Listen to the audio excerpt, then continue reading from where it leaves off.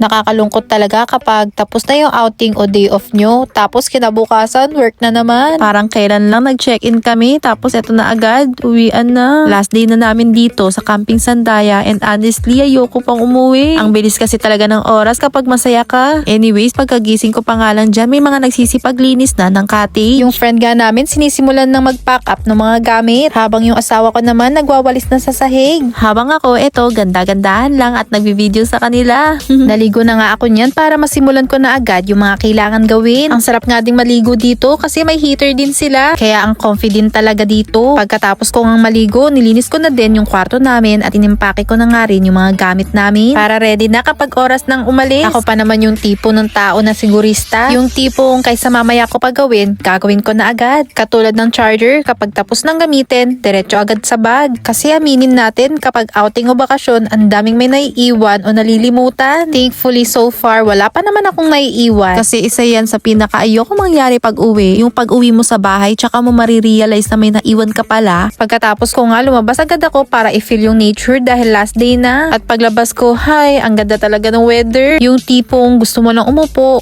magmuni-muni at makinig sa huni ng mga ibon. Ang calm lang ng paligid, parang ang tahimik ng mundo. Ang sarap lang talaga minsan ng ganitong buhay. Yung walang iniisip muna, walang stress, walang trabaho, walang pressure.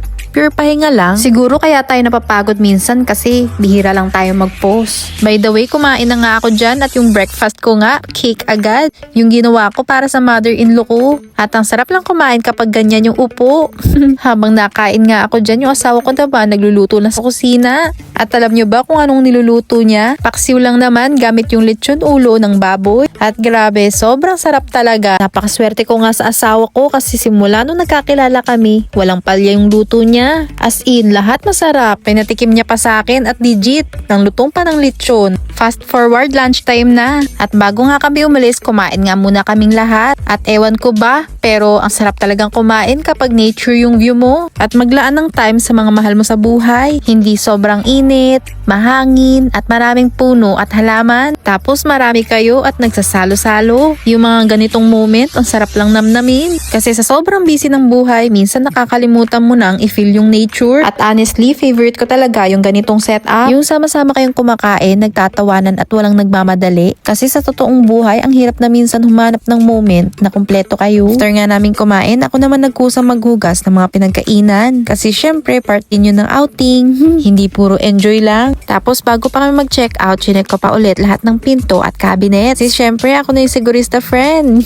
At gusto ko lang rin ipakita sa inyo yung buong loob ng cottage bago kami umalis. Ito nga yung shower room. Comfy nga maligo dito kasi tuloy-tuloy yung tubig at may heater pa. Ito naman yung master's bedroom. So, sa mag-asawa para sa inyo to. Ito naman yung cabinet para sa panlinis. Meron dyang mop, merong broom, merong brush. Then, ito naman yung ref. Halos kompleto na nga talaga sila dito. May kalakihan din naman yung ref. Marami ka nga pwedeng ilagay dyan. Halos nagkasya nga din dyan yung cake na ginawa ko. Meron din sila dyang eating utensils like plates, cups, bowls, and meron din sila dyang coffee maker, bread toaster, and kettle. May provided din na spoon, fork, knife, peeler, then casserole, and cooking pan. Magluluto ka na lang talaga dyan. Syempre, ang dadalihin mo ay yung lulutuin mo. Then, ito naman yung mga single bedroom. Meron na silang kanya-kanyang pillow and bedsheet. Bedsheet na sa kanila yan at meron nga din kanya-kanyang blanket. Mayroon ding hanger para sa mga extra clothes and meron ding extra pillow at blanket. Then, ito rin yung toilet nila. Maayos din naman, hindi nagloloko yung water nila dito. Normally, kapag ganyan, yung flush mahina, pero dito naman, maayos naman, malakas din. Since tapos ko na ipakita sa inyo, kumaway na nga ako dyan kasi aalis na rin kami. Una nga kaming aalis kasi commute lang kami. Pahatid nga lang kami sa labasan kung saan malapit yung sakayan ng train. Para hindi na kami maglakad ng 10 to 13 minutes since marami rin dala yung kasama namin. Kami kasi pinaiwan muna namin sa sasakyan yung mga gamit namin. And yung mga friends namin, syempre bitbit na nila yung kanila. Nagsibabaan na nga kami at magsisimula na nga kami mag-commute niya. Hindi naman kasi kalayuan yung magiging biyahe namin. Wala pa nga atang isang oras. Napakaganda talaga ng weather. Mabuti na lang talaga nakisama siya. Dito kasi sa France, paloko-loko yung weather. Minsan mainit, minsan maulan, minsan di mo maintindihan, cloudy lang. Anyways, may bago na naman pala tayong gagalaan. Abangan nyo na lang sa next video. Ava! Bisous!